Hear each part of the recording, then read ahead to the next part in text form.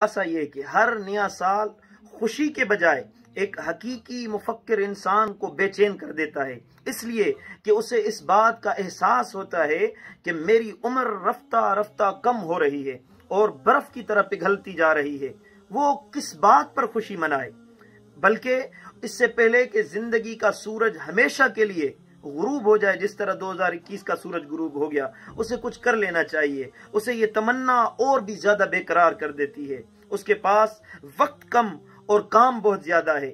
ہمارے لیے نیا سال وقتی لذت یا خوشی کا وقت نہیں ہے، بلکہ گزرتے ہوئے وقت کی قدر کرتے ہوئے آنے والے لمحات زندگی کا ہمیں صحیح استعمال کرنے کا عزم اور ارادہ کرنے کا موقع ہے، اور ہمیں اثر نو عزائم کو بلند کرنے اور حوصلوں کو پروان چڑھانے کا وقت ہے۔